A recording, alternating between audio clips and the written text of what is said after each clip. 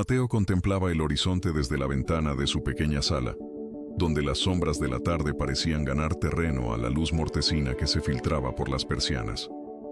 El silencio en la casa era denso, casi sólido, interrumpido únicamente por el tic-tac monótono de un reloj de pared que parecía contar los segundos de una cuenta regresiva hacia el abismo. Hace apenas un año, Mateo era la viva imagen del éxito. Un hombre trabajador, dueño de una próspera empresa de suministros que no solo sostenía a su familia, sino que brindaba empleo a decenas de vecinos. Sin embargo, una serie de traiciones financieras por parte de socios en quienes confiaba y una crisis económica voraz habían transformado su imperio en una montaña de cenizas y deudas acumuladas. Cada rincón de su hogar, que antes rebosaba de risas y planes para el futuro, ahora estaba invadido por carpetas de notificaciones judiciales y facturas médicas sin pagar. Pero el dinero no era el peso más grande que oprimía su pecho. El verdadero dolor, aquel que le robaba el aliento cada madrugada, estaba en el hospital de la ciudad. Su pequeña hija, el motor de su existencia, luchaba contra una enfermedad crítica y extraña que los médicos no lograban estabilizar. La falta de recursos para costear tratamientos especializados lo hacía sentir como un capitán que observa su barco hundirse sin poder mover las manos. Mateo se arrodillaba cada noche hasta que las articulaciones le gritaban de dolor, pero sus oraciones se sentían vacías, como si sus palabras no lograran traspasar el techo de concreto de su habitación. Sentía que Dios se había vuelto un espectador distante de su desgracia. La presión de las instituciones bancarias era asfixiante. Los mismos que antes lo invitaban a cenas de gala, ahora enviaban abogados gélidos cuyas voces al otro lado del teléfono no conocían de misericordia. Mateo buscaba desesperadamente una salida, una señal, algo que le devolviera la dignidad perdida y la posibilidad de salvar a su hija. En un arrebato de nostalgia y dolor, comenzó a remover algunas cajas viejas que aún permanecían en el ático, buscando quizás algún recuerdo que le diera fuerzas para no rendirse. Entre documentos amarillentos y fotos de una época más feliz, encontró un pequeño bulto envuelto en un paño de lino azul. Era la Biblia de su abuelo, un hombre que había atravesado guerras y carencias con una fe que Mateo siempre consideró inquebrantable. Al tomar el libro, el aroma a papel antiguo y cuero gastado lo envolvió. La Biblia pareció abrirse por sí sola, como si tuviera memoria propia, en una página específica. Allí, marcado con una cinta de seda roja, estaba el Salmo 20. En el margen superior, con la caligrafía firme y elegante de su abuelo, había una nota escrita a mano que decía: «Para cuando necesites que el cielo responda de inmediato». Mateo sintió un escalofrío recorrer su columna. Sus ojos se fijaron en las primeras líneas. «Que el Señor te responda en el día de la angustia. Que el nombre del Dios de Jacob te ponga en alto». Era como si su abuelo le estuviera hablando desde el pasado, ofreciéndole una llave que él había olvidado cómo usar. Mientras sus dedos trazaban las letras sagradas, el silencio fue roto por el timbre estridente de su teléfono celular. Mateo dudó en contestar, temiendo que fuera otra amenaza legal. Al presionar el botón de respuesta, la voz del acreedor más despiadado que tenía, un hombre que disfrutaba con el poder de la deuda ajena, llenó la habitación. Antes de continuar con este relato que cambiará tu perspectiva, suscríbete al canal y cuéntanos en los comentarios desde qué parte del mundo nos estás viendo. La voz al teléfono fue cortante y definitiva. Mateo, se acabaron las prórrogas. Tienes exactamente 24 horas para entregar la propiedad o liquidar la deuda total. Mañana, a esta hora, estarás en la calle. El mundo pareció girar con violencia. 24 horas era un plazo imposible, una sentencia de muerte para su última pizca de esperanza. Mateo miró la Biblia, luego el teléfono y finalmente la foto de su hija sobre la mesa. El tiempo se había agotado, y solo un milagro que descendiera directamente del cielo podría evitar que lo perdiera todo antes del próximo amanecer. Mateo se quedó inmóvil, con el teléfono aún vibrando en su mano como un recordatorio persistente de que el tiempo se deslizaba entre sus dedos como arena fina. Las palabras del acreedor resonaban en su mente, cargadas de un cinismo que cortaba más que cualquier cuchillo. 24 horas. Solo un día para que el mundo que tanto se había esforzado por construir terminara de derrumbarse por completo. Bajó la mirada hacia la Biblia de su abuelo, intentando encontrar refugio en las palabras que habían sostenido a sus antepasados durante décadas, pero el ruido externo en su cabeza era ensordecedor. Las voces de la duda le gritaban que un libro antiguo no podría detener un embargo legal, ni mucho menos pagar las facturas médicas que se amontonaban de forma desordenada sobre el comedor. Intentó leer el primer versículo del Salmo 20, que el Señor te responda en el día de la angustia. Sin embargo, su propia angustia era un nudo físico en su garganta que le impedía respirar con normalidad. ¿Cómo podía el cielo responder cuando el suelo bajo sus pies parecía abrirse para devorarlo sin piedad? Mientras luchaba por concentrarse, una nueva notificación iluminó la pantalla de su celular, rompiendo la penumbra de la estancia. No era una llamada, sino un mensaje de texto del mismo acreedor, cargado de una malicia gratuita que buscaba aniquilar su resistencia. El hombre le enviaba una foto de la fachada de su casa, recordándole que ya había gente interesada en adquirirla a precio de remate apenas se ejecutara el desalojo. El mensaje terminaba con una burla directa que golpeó el centro de su vulnerabilidad. No pierdas el tiempo rezando, Mateo. Las deudas se pagan con dinero constante y sonante, no con aleluyas, y tu Dios parece estar demasiado ocupado para alguien que ya lo ha perdido prácticamente todo. El golpe fue certero y cruel. Mateo sintió que la fe, ese pequeño hilo de esperanza que lo mantenía unido a la cordura, comenzaba a deshilacharse bajo el peso del desprecio. El antagonista no solo buscaba su dinero, buscaba quebrar su espíritu y demostrarle que su confianza en lo invisible era una debilidad que lo había llevado a la ruina definitiva. A pesar del veneno de aquellas palabras, Mateo volvió a posar sus ojos empañados en el texto sagrado, obligándose a enfocar la vista. Que el nombre del Dios de Jacob te ponga en alto, leyó en voz muy baja, tratando de que el sonido de su propia voz ahuyentara los pensamientos oscuros que lo acechaban. Recordó que Jacob también había estado en un momento de crisis absoluta, huyendo y temiendo por su vida, antes de tener su encuentro divino en Betel. La angustia no era un obstáculo para la respuesta de Dios, sino el escenario donde esa respuesta solía manifestarse con mayor fuerza y claridad. Pero justo cuando comenzaba a sentir un leve alivio en el pecho, el teléfono volvió a sonar con una estridencia que le heló la sangre. Esta vez no era el acreedor. Era el número del hospital central donde su pequeña hija permanecía bajo observación constante. Su corazón dio un vuelco violento contra sus costillas. Al contestar, la voz de la enfermera de turno sonaba apresurada, casi sin aliento, lo que presagiaba lo peor. Le informó que la pequeña había sufrido una crisis respiratoria repentina y que los médicos estaban procediendo en ese instante a trasladarla a la unidad de cuidados intensivos para conectarla a un ventilador. La voluntad de Mateo se tambaleó y casi cae al suelo. ¿Cómo era posible que, en el preciso momento en que intentaba aferrarse a una promesa espiritual, la realidad lo golpeara con tanta saña y crueldad? Cerró los ojos con fuerza, sintiendo que las lágrimas finalmente desbordaban su capacidad de resistencia. El salmo hablaba de respuestas rápidas y de auxilio desde el santuario, pero lo único que él recibía eran noticias catastróficas y amenazas.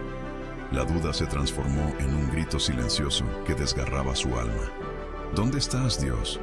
Cuando el día de la angustia se convierte en una noche eterna sin salida.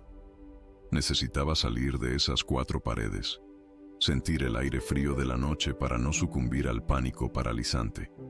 Caminó hacia el pequeño porche de su casa, tratando de organizar sus pensamientos antes de correr hacia el hospital para estar con su hija. Fue entonces cuando vio a su vecino de años, don Luis, un hombre que siempre había sido reservado y trabajador, sentado en los escalones de la acera de enfrente con la cabeza entre las manos, en una postura de derrota total. Mateo se acercó lentamente, impulsado por una extraña solidaridad que solo nace en el dolor compartido. Al hablar con él en susurros, descubrió una verdad estremecedora que lo dejó pálido. Don Luis y otras 3 familias de la misma cuadra estaban pasando exactamente por la misma pesadilla. El mismo acreedor despiadado los estaba asfixiando, usando las mismas tácticas legales abusivas y el mismo acoso psicológico para despojarlos de sus hogares de toda la vida. Mateo se dio cuenta de que su miseria no era un hecho aislado ni un castigo personal. Había un patrón de opresión maligna que se extendía sobre toda su comunidad como una sombra densa. No estaba solo en su lucha, pero la magnitud del problema parecía ahora mucho más grande de lo que podía manejar un solo hombre con una Biblia vieja y una fe que apenas lograba mantenerse en pie. La revelación de don Luis fue como un rayo que iluminó de forma súbita la oscuridad de su propia desesperación.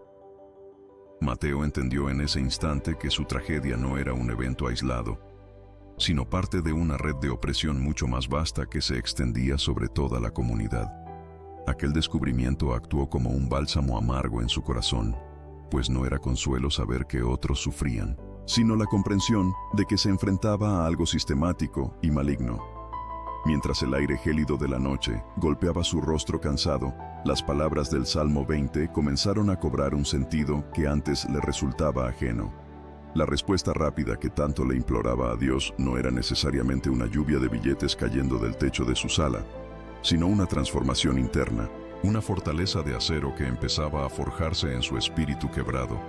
Entendió que el auxilio desde el santuario no siempre llega como una mano externa que te saca del pozo, sino como la fuerza sobrenatural necesaria para escalar sus paredes sin mirar atrás.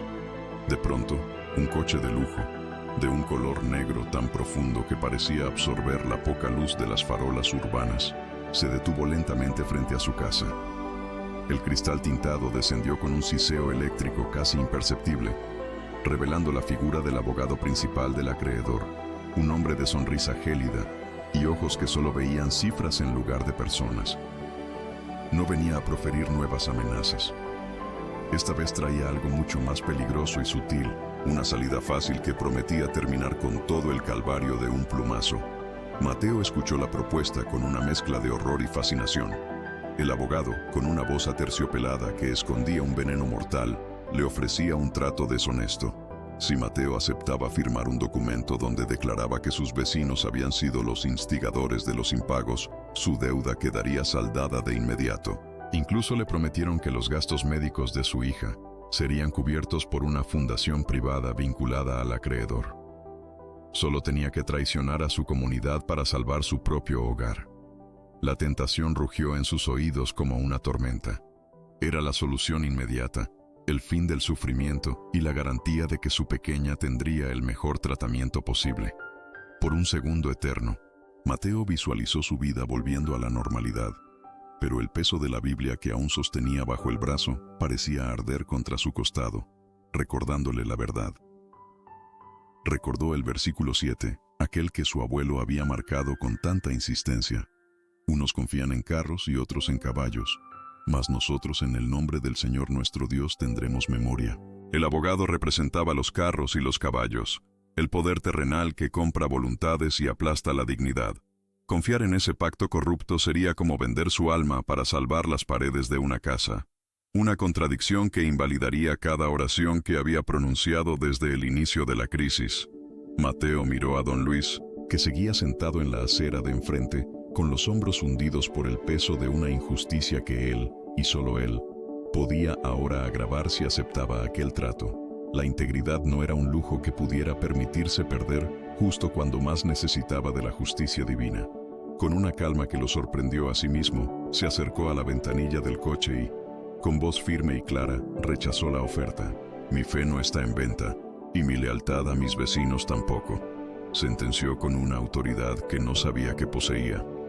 El abogado soltó una carcajada seca, subió el cristal con desprecio y el coche desapareció en la oscuridad, dejando tras de sí un rastro de humo y la certeza de una ejecución legal inminente.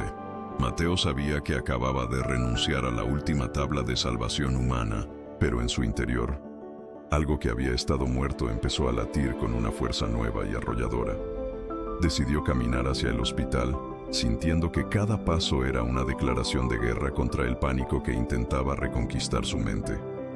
Al llegar a la unidad de cuidados intensivos, el silencio era sepulcral, solo interrumpido por el pitido rítmico y monótono de los monitores que vigilaban la frágil vida de su hija. Se sentó junto al cristal, sin poder tocarla, y empezó a susurrar las palabras del Salmo, como si fueran un código secreto para abrir las puertas del cielo. No pedía dinero, pedía que el nombre del Dios de Jacob fuera su torre fuerte. En ese instante de vulnerabilidad absoluta, comprendió que el nombre del Señor no era una fórmula mágica, sino una autoridad legal superior a cualquier juzgado terrenal. La paz que lo inundó fue tan intensa que el agotamiento físico finalmente lo venció, y se quedó dormido en la silla de plástico con la mejilla apoyada contra el frío cristal. Despertó sobresaltado por el cambio de turno de las enfermeras cuando el reloj marcaba exactamente la medianoche. Una extraña urgencia, casi como un impulso electromagnético, lo obligó a regresar a su casa por un momento, sintiendo que debía estar allí antes de que el sol de las últimas horas comenzara a salir. Al llegar a su porche, todo estaba en calma, pero el brillo plateado de la luna reveló algo que no estaba allí antes. Justo debajo de la puerta de madera, asomaba la esquina de un sobre blanco, inmaculado, que parecía emitir una luz propia en medio de la penumbra. Mateo se agachó con el corazón galopando con violencia en su pecho. No había remitente, ni sellos, ni señas. Solo su nombre escrito con una caligrafía antigua y elegante que le resultó extrañamente familiar. Al tomar el sobre entre sus manos temblorosas, sintió que el papel vibraba bajo sus dedos, cargado de un misterio que estaba a punto de cambiar el curso de su historia para siempre. Mateo sostuvo el sobre blanco con una mano que no dejaba de temblar visiblemente, mientras el frío de la medianoche se filtraba por las rendijas de la vieja puerta de madera. Su corazón, que latía con una esperanza desesperada y casi infantil, dio un vuelco violento al rasgar el papel inmaculado que parecía prometer un milagro de último minuto. Sin embargo, no hubo billetes crujientes ni cheques de rescate en su interior. Lo que sus ojos encontraron, bajo la pálida y oscilante luz de la bombilla del pasillo, fue el sello oficial y severo del juzgado local. Una citación legal definitiva. Era el documento final, el decreto de desalojo y embargo que le ordenaba presentarse a primera hora de la mañana para entregar formalmente las llaves de su hogar y de su negocio. El mundo pareció detenerse en seco, y el silencio de la casa se volvió opresivo, cargado con el peso muerto de un destino que parecía sellado por la tinta negra y el poder implacable de hombres sin piedad. El acreedor había cumplido su palabra con una eficiencia aterradora. La negativa de Mateo a traicionar a sus vecinos había acelerado la maquinaria de la injusticia terrenal en su contra. Sin embargo, algo profundo y misterioso ocurrió en el interior de Mateo en ese instante de derrota aparente. En lugar de dejarse arrastrar por el abismo negro de la desesperación absoluta, recordó la sutil vibración que había sentido al tocar el sobre por primera vez.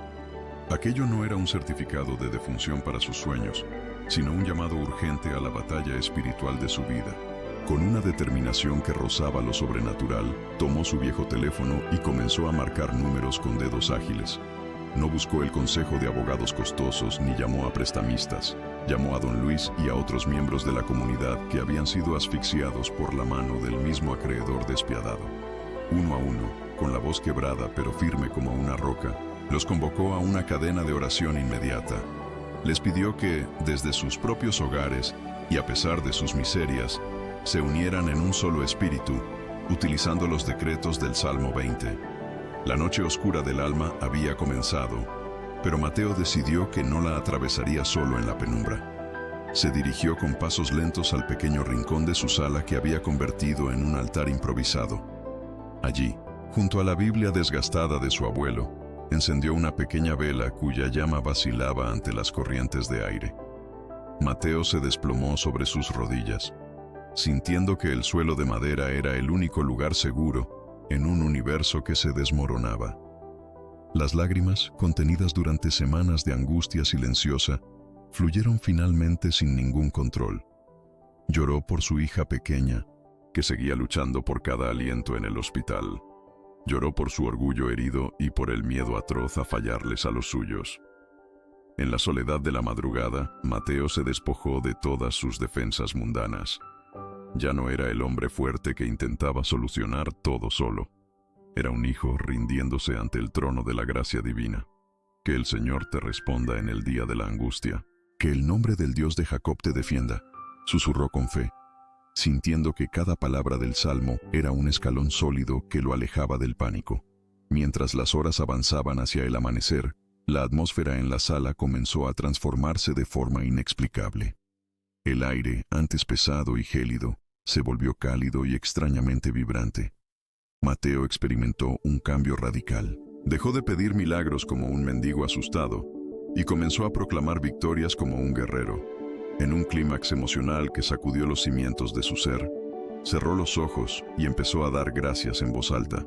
Dio gracias por la salud de su hija antes de ver el reporte médico. Dio gracias por la provisión antes de tener un solo centavo. Dio gracias porque el nombre del Dios de Jacob ya había emitido una sentencia a su favor.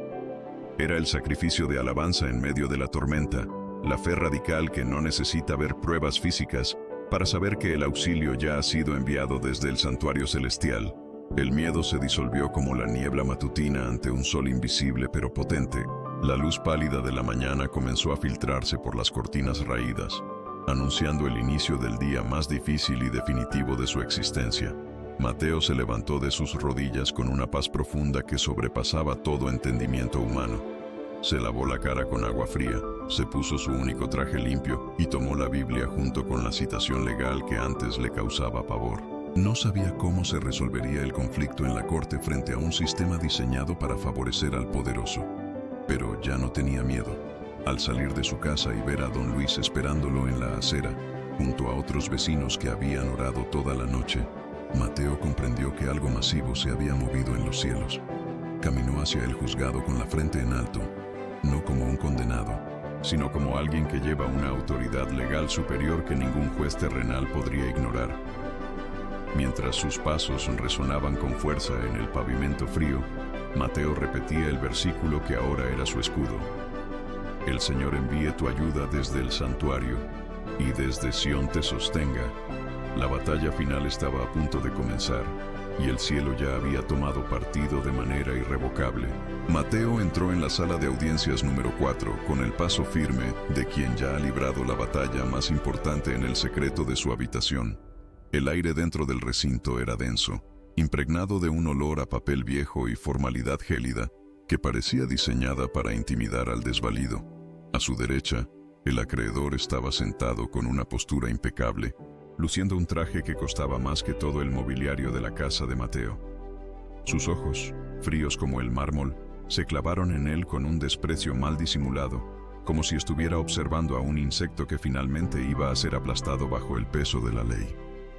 El juez, un hombre de rostro severo y canas que hablaban de décadas de sentencias implacables, golpeó el mazo, marcando el inicio de lo que todos en la sala, excepto Mateo, consideraban un trámite inevitable para sellar su ruina. La presentación de las pruebas por parte del acreedor fue un torrente de cifras, contratos firmados y tecnicismos legales que pintaban a Mateo como un deudor negligente y sin opciones. El ambiente se volvía cada vez más opresivo y por un momento, la lógica humana intentó asfixiar la paz que Mateo había cultivado durante la madrugada.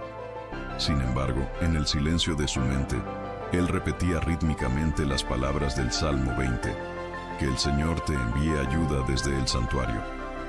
No era una petición desesperada, sino una declaración de confianza absoluta, mientras veía cómo el acreedor sonreía a su abogado, saboreando una victoria que ya consideraba suya por derecho de fuerza. Fue entonces cuando ocurrió lo inesperado, ese giro del destino que solo la intervención divina puede orquestar en el último segundo. Justo antes de que el juez dictara la sentencia definitiva de embargo y desalojo, la puerta de la sala se abrió de par en par. Un hombre de mediana edad, con un maletín de cuero gastado pero una presencia imponente, entró solicitando una intervención urgente bajo la figura de una revisión de oficio por irregularidades financieras graves. El acreedor perdió el color de su rostro en un segundo, soltando el bolígrafo con el que ya se preparaba para firmar el acta. El recién llegado presentó ante el estrado una serie de documentos confidenciales que demostraban que los cobros realizados contra Mateo y su comunidad estaban plagados de errores legales, tasas de interés usurarias ocultas y cláusulas fraudulentas que invalidaban legalmente gran parte de la supuesta deuda acumulada. El juez, ajustándose las gafas con una expresión de asombro creciente, comenzó a revisar los folios con una atención minuciosa que cambió por completo la energía de la sala. Ellos flaquean y caen, mas nosotros nos levantamos y nos mantenemos en pie, resonó en el alma de Mateo con la fuerza de un trueno. Observó cómo el acreedor, que minutos antes se sentía un gigante invencible, ahora balbuceaba excusas incoherentes frente a la mirada inquisidora de la autoridad. La justicia terrenal finalmente se estaba alineando con la justicia celestial que Mateo había invocado durante su vigilia de oración. El juez suspendió el desalojo de inmediato y ordenó una auditoría completa de los negocios del acreedor, revirtiendo la situación de opresión en un abrir y cerrar de ojos. Mateo sintió que un peso de toneladas se desprendía de sus hombros, pero la verdadera señal del cielo aún estaba por manifestarse. En el preciso instante en que salía de la sala, con el corazón saltando de júbilo, su teléfono vibró en el bolsillo de su traje. Con manos temblorosas, desbloqueó la pantalla para leer un mensaje de texto que venía directamente del hospital. Los médicos informaban que su hija, contra todo pronóstico médico y lógica científica, había experimentado una mejoría milagrosa en la última hora. Su fiebre había desaparecido por completo y sus pulmones estaban recuperando su capacidad normal de forma inexplicable para la ciencia. Mateo se detuvo en medio del pasillo del tribunal, cerró los ojos y dejó que una lágrima de pura gratitud rodara por su mejilla. Dios no solo había respondido a su situación financiera, sino que había extendido su mano sanadora sobre lo más preciado de su vida en el momento exacto.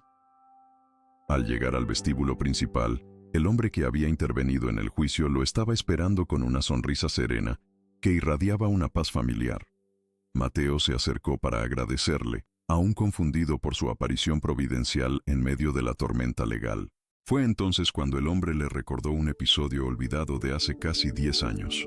Mateo había ayudado a un joven estudiante de derecho que se encontraba en una situación de calle y desesperación, pagando sus deudas básicas y dándole aliento cuando nadie más creía en su potencial.